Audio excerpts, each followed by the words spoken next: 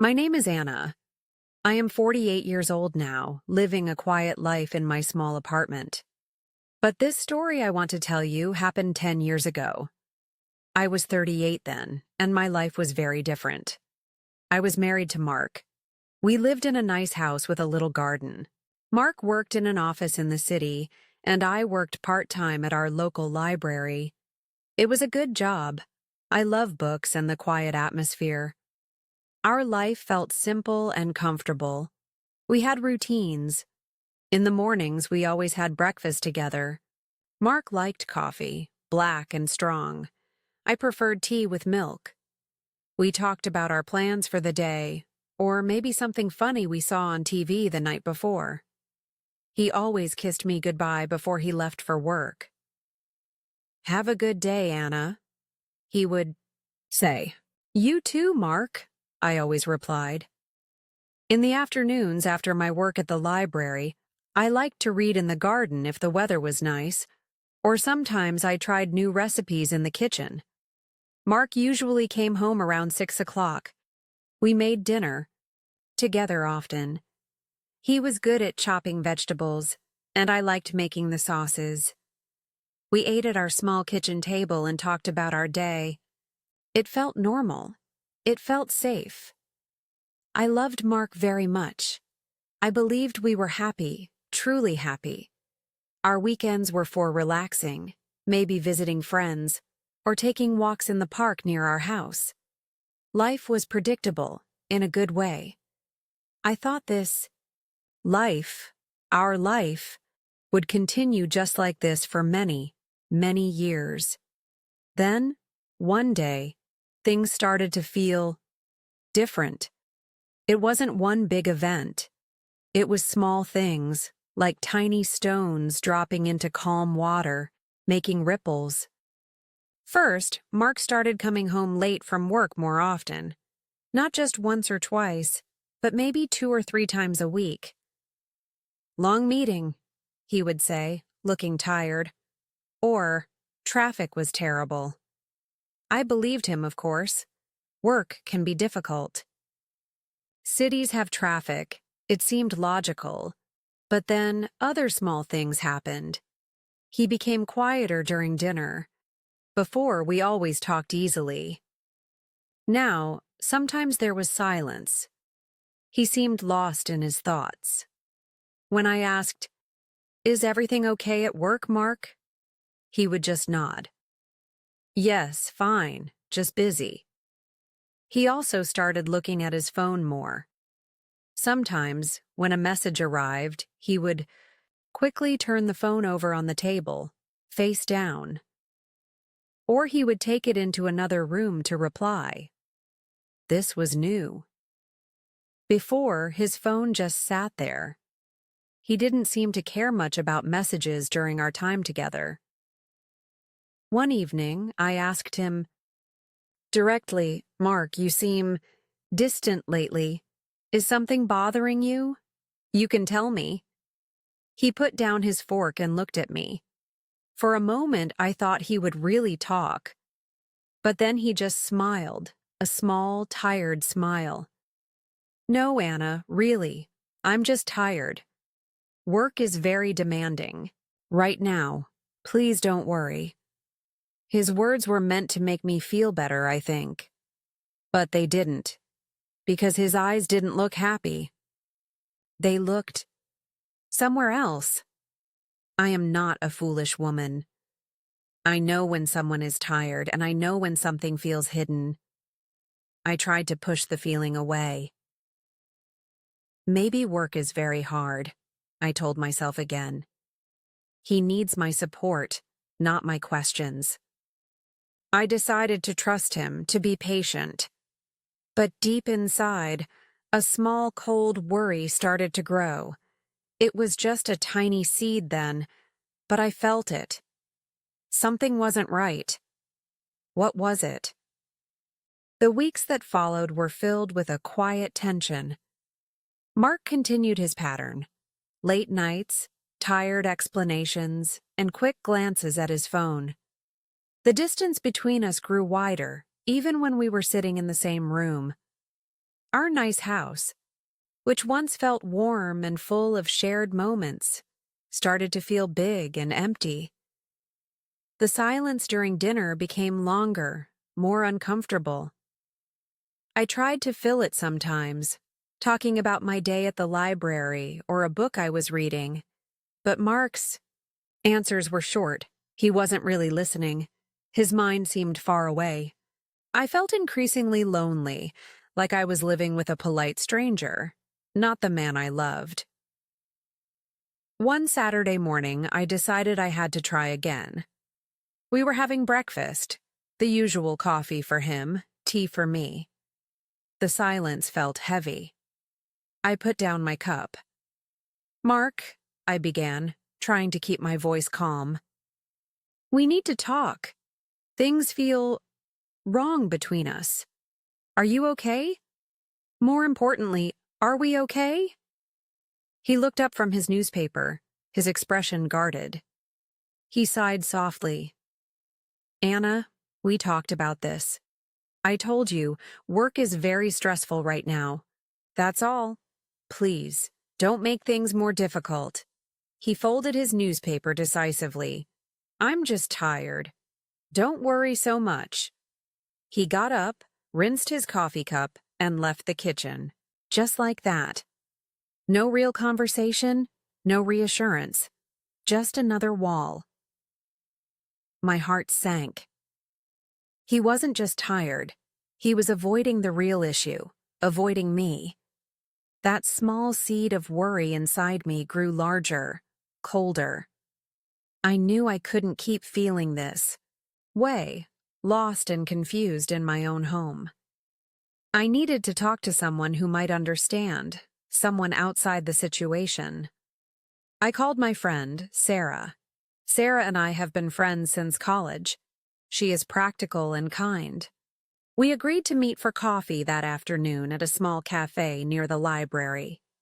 Sitting across from Sarah, stirring my tea, I told her everything. How Mark had changed, the late nights, the silences, the phone secrecy, his evasive answers. "Sarah, I feel so lost," I admitted, my voice trembling slightly. "He says it's just work, but I don't believe it. Something is wrong. I feel it deep inside. I feel scared." Sarah listened patiently, her expression serious and caring. She didn't interrupt. When I finished, she reached across the table and gently touched my hand. "Oh, Anna," she said softly. "I'm so sorry you're going through this. It sounds very difficult. Your feelings are valid. Trust your intuition." She paused, thinking. Maybe he is just stressed about work, but maybe not. "If you need peace of mind, maybe you should look for answers, Anna. Gently. Don't become a detective, but pay attention. Perhaps there's a simple explanation, or perhaps—" She didn't finish the sentence, but I knew what she meant. Her words stayed with me. Look for answers, gently. I didn't want to spy on my husband. The idea felt awful, but the not knowing, the constant worry, was eating away at me. A few days later, I was gathering the laundry. I picked up the shirt Mark had worn the day before.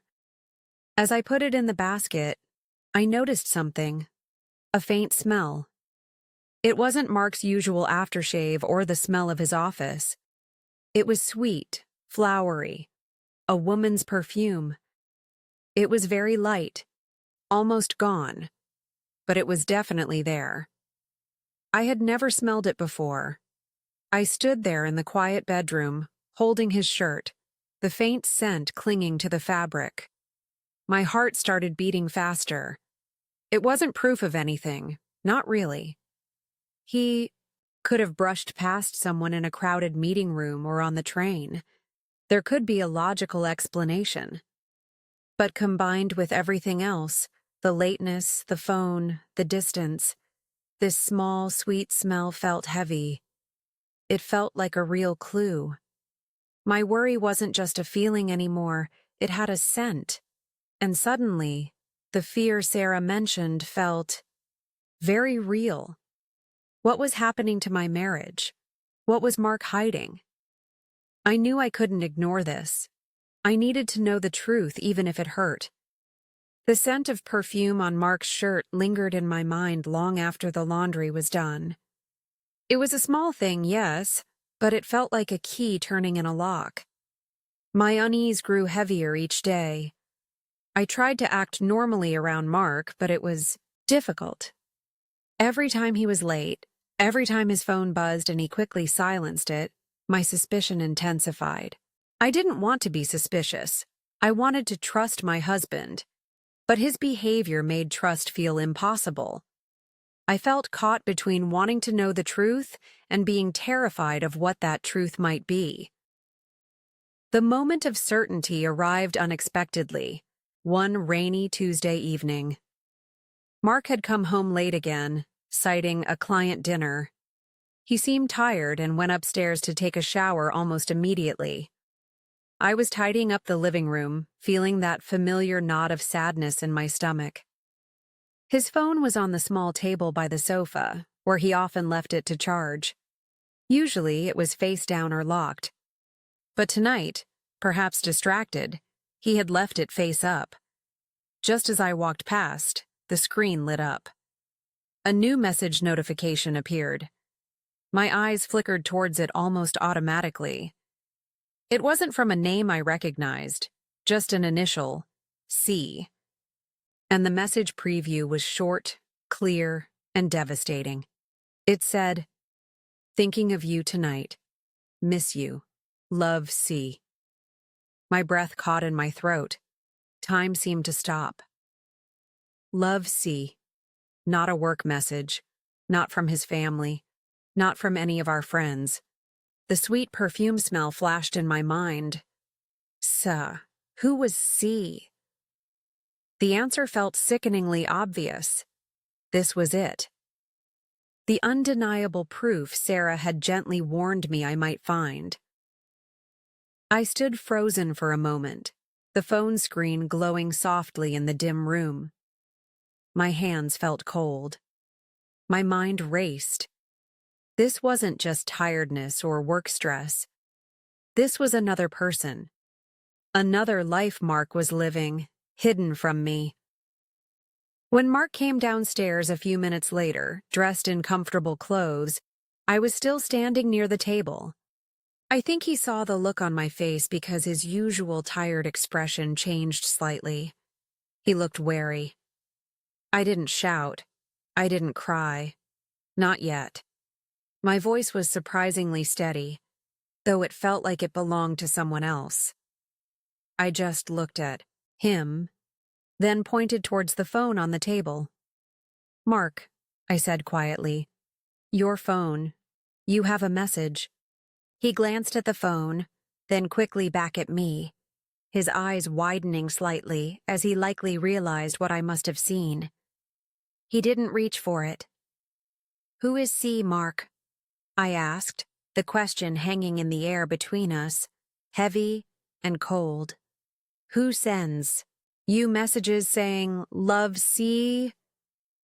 He looked away, running a hand through his damp hair. He opened his mouth, closed it again. For a moment, I saw a flash of something. Guilt? Panic? Then he sighed, a deep, weary sound that seemed to come from his very soul. He finally met my eyes. There were no more excuses, no more evasions left. "Anna," he started, his voice low. I am so sorry." He paused, unable or unwilling to say more immediately. "Sorry for what, Mark?" I pushed, needing to hear it, needing the truth to be spoken out loud. "What is happening?" He looked down at the floor, then back at me, his face etched with a sadness I hadn't seen before. "Yes," he whispered, the word barely audible but hitting me like a physical blow. "Yes. There is Another woman. My world stopped. Everything went quiet inside my head. The rain outside, the ticking clock on the wall, it all faded. There was only his admission hanging in the air. Another woman. The words echoed, confirming my worst fears. The floor felt unsteady beneath my feet. A sharp, intense pain spread through my chest. It felt like my heart was literally breaking into many, many pieces. Tears finally started to well up in my eyes, hot and stinging. But underneath the pain, a strange clarity began to form. This wasn't something we could fix. This wasn't a misunderstanding or a temporary problem. This was a betrayal. Our life together, the one I had cherished and believed in, was built on a lie. Looking at Mark, seeing the guilt and sadness but also the finality in his eyes, I knew with absolute certainty. Our marriage was over. It couldn't be saved. The trust was gone, shattered completely. And in that moment of terrible heartbreak, I made a decision. I could not stay here, living this half-life, this lie. This was the end of our story together. I didn't know what would happen next, but I knew I could not continue on this path. That night, after Mark's confession, the rain outside seemed to match the storm inside me. We talked for a long time. Or rather, I listened while the truth, piece by painful piece, came out. There were tears. Yes, many from me, some even from him. But beneath the hurt, my decision felt solid, like a rock under stormy water. Our marriage was broken beyond repair. We agreed, quietly and sadly, that he would move out. There was nothing else to say, nothing else to do.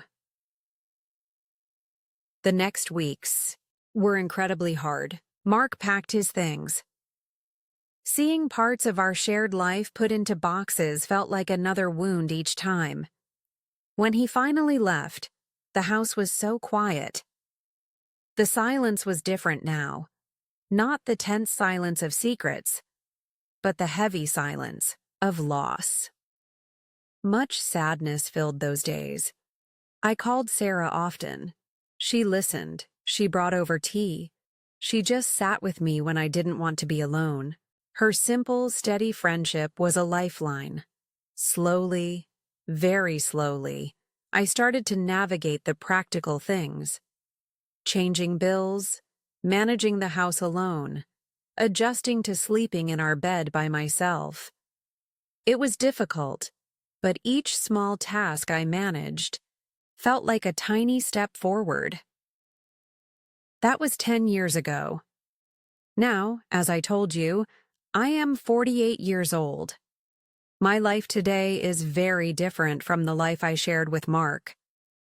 I sold the big house a few years after he left. It held too many ghosts of the past. Now, I live in a smaller, comfortable apartment closer to the library where I still work. It has a sunny balcony where I grow herbs and flowers in pots. It's not the big garden we had, but it's mine, and tending to my plants brings me peace. My job at the library is still something I enjoy. Books have always been good friends to me, especially during difficult times. Sarah remains my closest friend. We still meet for coffee, talk about everything, and support each other through life's ups and downs. I even adopted a quiet, older cat from the local shelter last year. His name is Leo, and his gentle purring makes my apartment feel more like home. I joined a walking group recently, exploring local parks and trails on weekends. It's good to be outdoors and meet new people in a relaxed way. My life is quieter now, perhaps simpler, but it feels whole. It is my life, built by me, for me. Sometime later, maybe a year or two after Mark left, Sarah gently told me something she had heard. Mark had married again. He married C, the woman from the messages. Hearing it brought a pang, a brief echo, of the deep sadness I felt back then, like remembering the shadow of a sharp pain. It was strange to think of him starting a new life, a formal one, with her. But honestly, the news didn't devastate me. It didn't reignite anger or bitterness. By then, I had already walked quite far down my own path. Hearing he married again just confirmed what I already knew. That chapter of my life was completely finished. It belonged to the past. His choices were his own. My focus needed to be on my present and my future. Looking back now from the quiet comfort of my current life, I understand things better. That time 10 years ago was the hardest period of my life. The pain of betrayal was real, and the heartbreak felt like it would never end. But it did. I learned that even when your world feels like it's falling apart, you can survive. More than survive, you can heal. I learned that I am much stronger than I ever thought I was. I learned that while sharing a life with someone can be wonderful, my own happiness doesn't have to depend entirely on another person. It can come from within me, from my own choices, my work, my friendships, my peace. Life can bring surprises, good and bad. My story had a very painful surprise, but walking through that pain taught me about resilience, about self-reliance, and about the quiet strength that can be found in rebuilding. My life now isn't the life I planned when I was 38, but it is a good life. And I look towards the future with a calm heart, ready for whatever comes next.